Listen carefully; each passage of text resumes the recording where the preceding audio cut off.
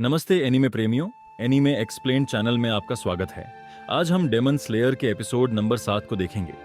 यदि आपने इसके पिछले एपिसोड नहीं देखे हैं तो आप इसका लिंक डिस्क्रिप्शन में पा सकते हैं। तो चलिए जानते हैं एपिसोड नंबर 7 की कहानी, जिसका नाम है मुजान किबुत्सुजी। पिछले एपिसोड में 3 राक्षस तंजीरो के सामने आते हैं जो एक साथ काम कर रहे हैं। तंजीरो एक लड़की को उनके चंगुल से बचाता है और जैसे ही राक्षस उस पर हमले के लिए आते हैं, नेजुको अपने डिब्बे से बाहर निकलती है और उन पर हमला करती है। इस एपिसोड की शुरुआत में तंजीरो देखता है कि नेजुको बाहर आ गई है और राक्षसों को मारने लगी है। नेजुको एक बहुत ही मजबूत राक्षस है जो राक्षसों को थोड़ी देर के लिए दूर रख सकती है। नेजुको फिर खुद चली जाती है, लेकिन तंजीरो उसे रोकता है और उसे अपने पास बुलाता है। नेजुको उसकी बात सुनकर उसके पास आती है, लेकिन राक्षस फिर से उस पर हमला करने लगते हैं। तंजीरो डर जाता है, लेकिन नेजुको उन पर आसानी से काबू पाती है और उसे कोई फिक्र नहीं है। तंजीरो उसे देखता है और सोचता है कि नेजुको वास्तव में एक राक्षस में बदल गई है।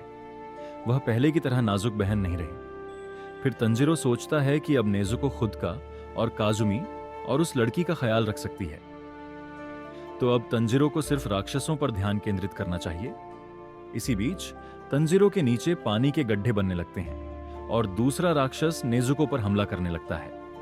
तंजीरो का राक्षस उसके पास आता है और तंजीरो नेजुको को हू करता है और कहता है, मैं जमीन के नीचे जा रहा हूं, क्या तुम दोनों का ख्याल रख सकोगी? नेजुको उसे देखती रहती है, जिस पर तंजीरो कहता है, मुझे पता है तुम कर सकती हो। और वह मुस्कुराता है, जिससे नेजुको को आत्मविश्वास मिलता है और वह भी तंजीरो से सहमत होती है। तंजीरो अब जमीन के अंदर पोर्टल के पास जाता है और नेजुको बाहर एक राक्षस से लड़ती है। जमीन के पीछे राक्षसों की एक दुनिया है जो समुद्र की तरह है और तंजीरो का सांस पानी के कारण रुक जाता है। यह एक बहुत गंदा हरा पानी है और तंजीरो वहां कुछ कपड़े देखता है, जिसे वह समझता है कि ये उन निर्दोष लोगों के कपड़े हैं जिन्हें इन राक्षसों ने खा लिया है। इससे वह बहुत गुस्सा हो जाता है। इसी दौरान 2 राक्षस तंजीरो को देखते हैं और आपस में बातें करते हैं कि तंजीरो ने इस स्थान पर आकर गलती की है, क्योंकि यह उसका क्षेत्र है जो उसके लिए बुरा साबित होगा। दोनों फिर तंजीरो की ओर तैरना शुरू करते हैं। तंजीरो धीरे धीरे कहता है कि उसे इन राक्षसों को कम करके नहीं आंकना चाहिए, क्योंकि उसने माउंट सगिरी से बहुत कम सांस लेने के लिए प्रशिक्षित किया है और उसकी ट्रेनिंग बहुत कठिन रही है। इसलिए यहां कोई उसे नुकसान नहीं पहुंचा सकता। वह सोचता है कि वह पानी के नीचे अपनी सारी शक्तियों का इस्तेमाल कर सकता है।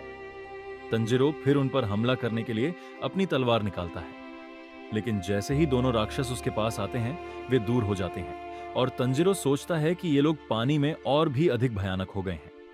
लेकिन तंजीरो खुद को फिर भी केंद्रित रखता है, क्योंकि उसे बस उन राक्षसों को एक बार काटना है, जिसके बाद वे मर जाएंगे।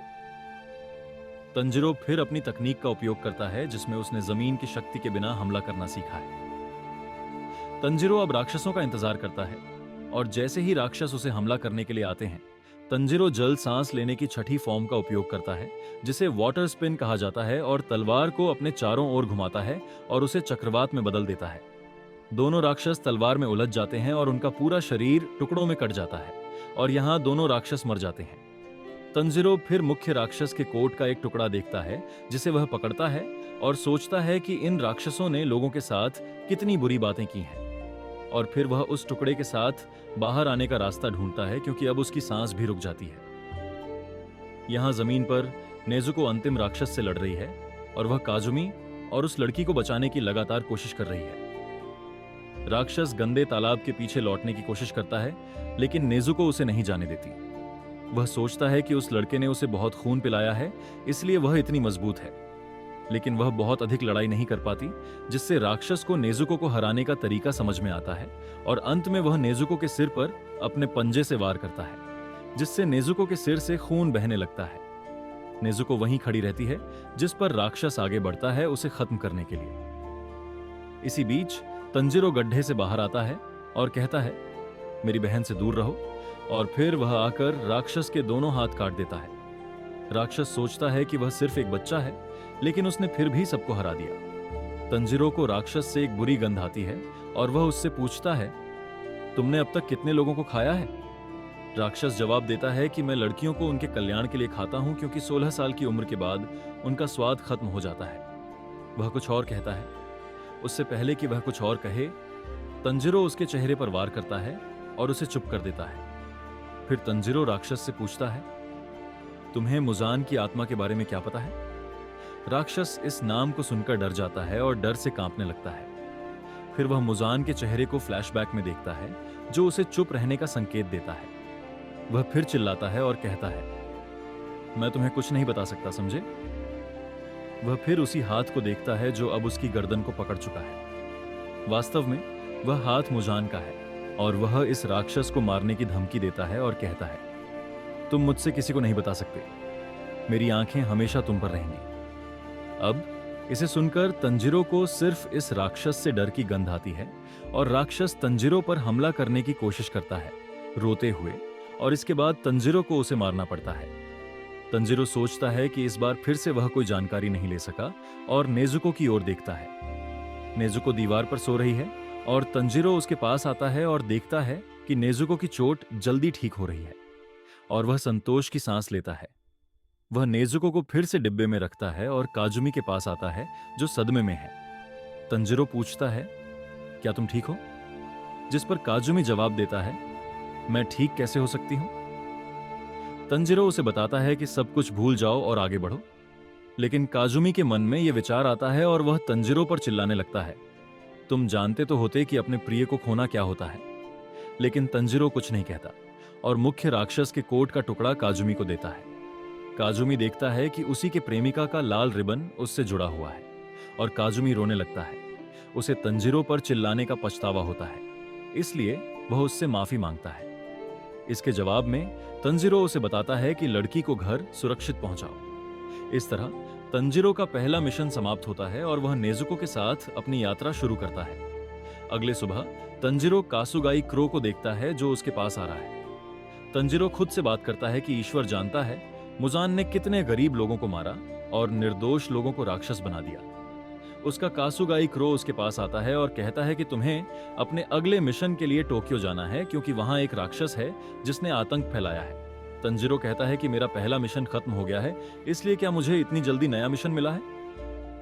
और कासुगाई क्रो उसे नजरअंदाज करता है और बताता है कि जितनी जल्दी हो सके वहां पहुंचो। रात हो गई और तंजिरो टोक्यो पहुंच गया और वह टोक्यो को देखकर बहुत हैरान होता है। वह कहता है कि उसे नहीं पता था कि टोक्यो इतना विकसित शहर बन गया है। यहां रात के समय इतनी रोशनी है, लोग इतनी सारी घूम रहे हैं और इमारतें इतनी ऊंची हो गई हैं। यह सब कब हुआ? नेजुको भी तंजिरो के साथ डिब्बे के बाहर चल रही है और थोड़े समय में तंजिरो को चक्कर आने लगता है। उसे नहीं पता कहां जाना है। दोनों एक संकीर्ण गली में चले जाते हैं, लेकिन वहां एक जोड़े के बीच रोमांस चल रहा है, तो तंजिरो वहां से भी भाग जाता है और वह लंबे समय तक दौड़ता रहता है। अब वह नेजुको के साथ शहर से बाहर निकलता है और एक नूडल की दुकान पर बैठता है। वह बहुत भूखा है, इसलिए वह दुकानदार से नूडल्स मांगता है। नेजुको पहले से ही सो गई है, लेकिन जैसे ही वह नूडल्स खाने वाला होता है, वह कुछ अजीब गंध महसूस करता है। यह एक राक्षस की गंध है। जैसे ही वह इसे महसूस करता है, नूडल्स तंजिरो के हाथ से गिर जाते हैं, क्योंकि यह आम राक्षस की गंध नहीं है। यह वही गंध है जो उसने अपनी दुकान पर आने के समय महसूस की थी, और तंजिरो सोचता है कि यह मुजान की गंध है जिसने तंजिरो के परिवार को मारा है। वह इस गंध का पीछा करता है और टोक्यो की भीड़ में लौटता है। वह मानता है कि यह मुजान है और अंततः उसे सबसे खतरनाक राक्षस मुजान का सामना करना पड़ता है। मुजान किबुत्सुजी बन जाता है। मुजान ने सूट और टोपरी पहन रखी है। तंजिरो उसकी पीठ पर छूता है, जिस पर मुजान मुड़कर उसे देखता है। मुजान की आंखें खून की तरह लाल हैं और तंजिरो समझ जाता है कि वह मुजान है। तंजिरो अपनी तलवार खींचने वाला है, लेकिन तभी वह एक लड़की की आवाज सुनता है। वह लड़की मुजान की गोद में है और पूछती है, पापा ये कौन है? तंजिरो को यह देखकर भ्रमित होता है कि मुजान टोक्यो में मानव के रूप में रह रहा है। मुजान फिर तंजिरो से कहता है, मुझे तुम्हारे बारे में नहीं पता। इसी बीच एक महिला वहां आती है और मुजान से पूछती है, डार्लिंग ये कौन है? वह मुजान की पत्नी है। तंजिरो कुछ नहीं कह पाता।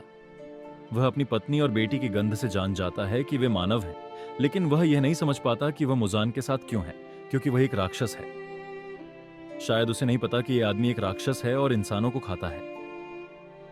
मुजान की पत्नी उससे पूछती है कि वह कौन है, लेकिन मुजान कहता है कि मैं भी उसे नहीं जानता। और तंजिरो बस खड़ा रहता है और देखता है। वास्तव में मुजान भी तंजिरो के कपड़ों से पहचान चुका है कि वह एक राक्षस शिकारी है। तभी मुजान अपने हाथों से नाखून निकालता है और रास्ते में एक आदमी की गर्दन को खरोंचता है। आदमी पीड़ा में है और उसकी पत्नी उससे पूछती है कि उसके साथ क्या हुआ, लेकिन वह कुछ नहीं कह पाता और वह आदमी भी एक राक्षस में बदल जाता है। तंजिरो ऐसा कुछ करने के लिए खड़ा होता है। इससे पहले कि वह कुछ कर सके, आदमी अपनी पत्नी के कंधे को काटता है और उसे खाना शुरू कर देता है। तंजिरो हार कर खड़ा रह जाता है और मुजान ने अपनी पहली चाल चली है और इस एपिसोड का अंत यहीं होता है। तो दोस्तों, क्या तंजिरो मुजान को मार पाएगा और अपने परिवार की मौत का बदला ले पाएगा, या क्या मुजान तंजिरो के लिए समस्या खड़ी करेगा? हम अगला एपिसोड में जानेंगे। यदि आपको यह वीडियो पसंद आया हो तो इसे अपने दोस्तों के साथ लाइक और शेयर करें। साथ ही टिप्पणी करें और बताएं कि आपको यह एपिसोड कैसा लगा। हमारे चैनल को सब्सक्राइब करें और बेल आइकन दबाएं। मैं आपको बहुत जल्द एपिसोड नंबर 8 के साथ मिलूंगा।